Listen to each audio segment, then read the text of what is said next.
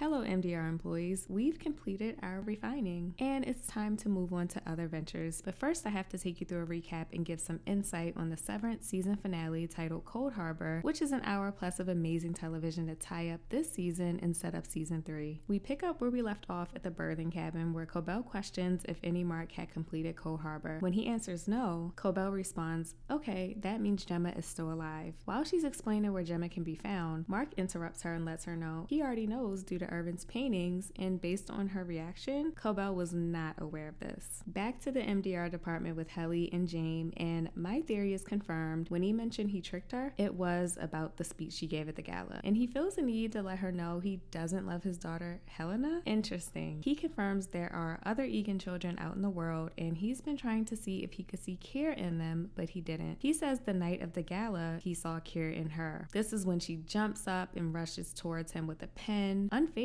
James says, there he is, referring to seeing Keir. This scene ends with him telling her tomorrow will be a special day. So we're back at the cabin. Cobell further explains Cold Harbor, and of course that Gemma will be killed once completed. She lays out the plan for him to get access to the testing floor, where it will require both Innie and Audi Mark to successfully rescue Gemma. Here it's revealed that the chips are only attuned to the Innie's designated floor. So Audi Mark will be responsible for finding Gemma on the testing floor, while Innie Mark will be the one to guide her to the stairwell exit. Mark is of course hesitant, and Devin reminds him if they can prove Lumen kidnapped Gemma, then they can finally shut down Lumen for good. He is still not convinced, so Devin provides a camcorder so that he can hear what Audi Mark thinks. This part right here could only happen in this show. Innie Mark and Audi Mark finally get the chance to communicate with each other. Watching Adam Scott play two different characters was mind-blowing because you could look at them and see the subtle differences. They felt like two completely different people, down to the facial expressions, the look in his eyes, the mannerisms. Audi Mark has this confidence. He's very sure of himself. Innie Mark has this childlike curiosity and energy. So it's really cool to see that contrast. At first it starts off pretty positive. Audi Mark even apologizes for creating Innie Mark to escape his pain, but after some time, Innie Mark starts to fight back, and they both get pretty defensive, especially when the women they love get brought up, and this is clearly a trigger for both of them. Audi Mark even slips up and calls Helly Helene, and adds on top of that, Innie Mark and Helly have only had a little bit of time together compared to the years he's been with and married to Gemma, and this really made Innie Mark turn up. So Cobell speaks with Innie Mark alone and lets him know the numbers he's been refining are the building blocks of Gemma's mind and alters her tempers. Every file he's completed is a new consciousness and new Innie for Gemma, and this is another theory confirmed. Before Mark storms out, Cobell says she cares for him, and for the first time, I do believe her. I just don't know why she cares for him and him specifically. So at this point, it's been confirmed Mark was working on Gemma's files as a test to see if love could bypass the severance process. I'm left with the question now, what have the other MDR employees been refining? Whether the MDR employees were working on something or not, that something was definitely not important. This is confirmed when Milchick fired them all. If they had such important work, he wouldn't have done that. I believe they were mainly placed there to fill Mark's cup with community, friendship, and good vibes so that he have more incentive to complete the files. As we enter into the second half of the episode, there's a transition of Mark walking out of the cabin into the severed floor, and he's immediately met with an interesting new art piece. Mark is the focal point, placed in the center. On the left, it looks like Mark's Innie and Audi, family and work friends. On the right, we have Lumen's upper management side, and at the top, you have the previous Egans with Helena at the center. Could those at the top be the board? I'm not sure. Definitely something to think about. Regabi's not in the picture. There's a lot going on here, so I'm sure that we'll get more insight in season 3 about this. Helly arrives, and her and Mark hug just like one would after not seeing each other for a few days. As they arrive to the MDR office, they see a 6-foot statue of Keir Egan holding an envelope for Mark that read, "The founder wished to witness the completion." We cut to Milchick greeting and welcoming back Dylan, who clearly looks upset that his Audi most likely said no to his resignation request. And during this, we see Gemma getting ready for the day, but her outfit of the day is the last one she wore before being taken to Lumen. So she's of course curious and wondering what's going on. Back to Helly and Mark, they catch up and Mark shares his thoughts on possibly not completing the file. Helly encourages Mark to complete it and take down Lumen so he can continue to live his life. And Mark tearfully says,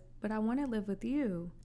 My heart. This feels like, well, it actually is that first teenage love energy. You're excited because it's your first time experiencing this and you've never felt these feelings, so they bring so many emotions that you don't know what to do with. They are depicting this first love narrative very well. We're back to Dylan and he's in the break room gearing up to read his Audie's response to his request, and Milchick rushing off is the funniest thing ever. So the convo starts off a little rough and it seems like it will not end well, but at the end of it, Audie Dylan seems to empathize with Innie Dylan. He actually gives him the choice and free will to leave or stay. I want to point out here that Dylan is the only one from MDR who actually gave his Innie a choice. You saw earlier Helena denied Helly, and you also saw Audie Mark didn't seem too fond on letting Innie Mark make his own decisions. I think that was really selfless of Dylan, and I've really enjoyed his character arc. Right before completing the file, Mark and Helly share a warm moment together as she mentions places in the world she's heard of without having much knowledge on it, and she mentions the equator, which has a little more meaning than it seems. The equator is symbolism for her separating Mark and Gemma. Helly hovers over Mark, and this mirrors when he did the same to her a few times while she was working. She passes him the directions to the testing floor and lays her hand on his, and he officially completes his 25th file, Cold Harbor. The Kier statue congratulates Mark, and Milchick enters a few minutes late, and here comes the microaggressions again. Kier calls out Milchick's use of big words, and although Milchick stays pretty cool, calm, and collected, he claps back a few times, which I loved.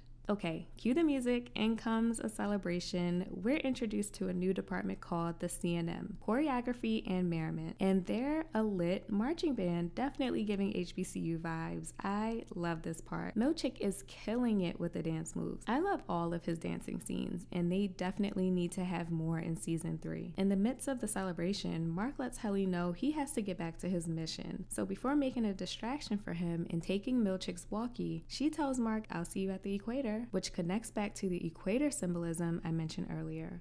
She ends up locking Milchick in the bathroom, and while that's happening, we cut to Jane Egan on a new floor in a really small room with a computer set up for him to watch Gemma's final test. In the meantime, Drummond returns to the severed floor, and we get the great return of Lauren, who brings a goat for sacrifice, and they enter a room. Meanwhile, Gemma's entering the Cold Harbor room, and Mark is running through the halls trying to find the testing floor. Upon entering, Gemma turns into a new Innie, which is made by Mark, and inside there's a baby crib in the center of the room, the same crib Mark purchased and destroyed, which was shown in the flashbacks. So it's interesting that the doctor immediately asks her to take apart the crib, which was so cruel when you think about it. But this was a test to see if she would have any emotional response to such a traumatic and life-altering thing. They're happy to see that she has no recollection of the significance of the crib, and they know that their plan has worked. Back at the MDR office, Milchick has managed to escape the bathroom, but in comes Dylan to save the day, and he pushes the vending machine up against the door and blocks him back in. We're back to Drummond and Lauren, and this goat thing is just weird. I didn't think it would have too much significance and was hoping it didn't, but it seems to have significance here beyond the sacrificing, which I'm sure we'll hear more about in season 3. Mark finally makes it to the exports hall door, and his key card isn't working, so he starts going crazy and kicking it, making all these noises, and Drummond opens the door. Mark is so scared.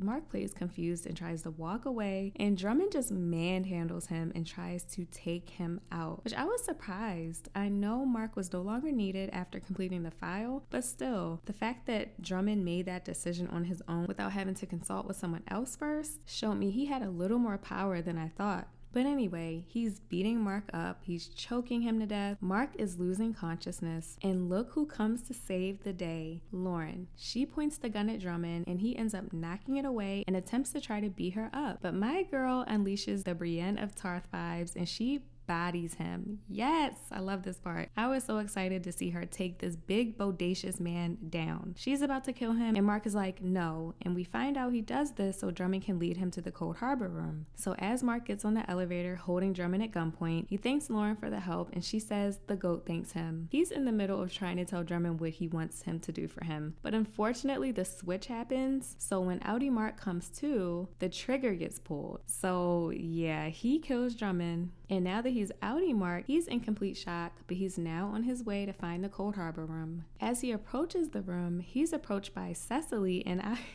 I was cracking up at this part. He was so awkward with the gun, trying to demand her to open the door, and she's just like, no, and not taking him seriously, and she just runs away. Once Mark realizes the doors are access only, he comes up with a brilliant idea to use Drummond's blood that got on him and pushes it into the needle reader, and it works. He's now in.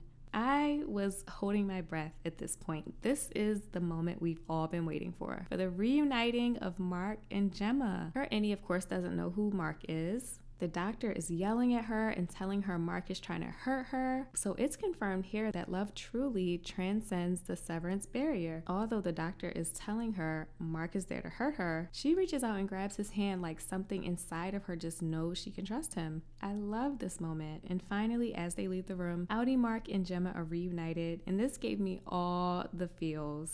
Alarms go off, and this sets off the chaos. We're back to the MDR room, and Helly and Dylan are still working together to keep Milchick trapped. And at this point, Milchick is staring into the mirror, not because he's reflecting on any wrongdoings, but he's heating up the rage that's about to occur on his end, because soon after, he starts ramming into the door like an animal. He's able to get out and jumps on the vending machine, again, like an animal. And while he thinks the C&M department will come to his defense, the speech Helly gave earlier about mistreatment of the employees seemed to turn them, and now they're backing Helly and Dylan. And this makes me really reflect on Milchick's arc this season. I had high hopes that maybe he would turn, but he did not budge. A part of you wants Milchick to be the good guy so bad. You want to see some good in him, but maybe his character is not meant to be the good guy, and that's hard for me to accept. I love Milchick. Back to Mark and Gemma. They are so happy to finally be reunited. They kiss in the elevator, but this is soon interrupted when they hit the severed floor and switch back to Miss Casey and Innie Mark. So this is awkward. So as we near the end of the episode, the alarms are still going off. Miss Casey and Mark make it to the stairwell exit, and he tells her to go through. And as soon as she does, Gemma returns, and she's yelling for Mark to come with her. And he's like, okay, yeah, but he's hesitant. Then we see Helly appear at the opposite side of the hallway and calls for Mark. And wow, this was intense. It's time for him to choose, and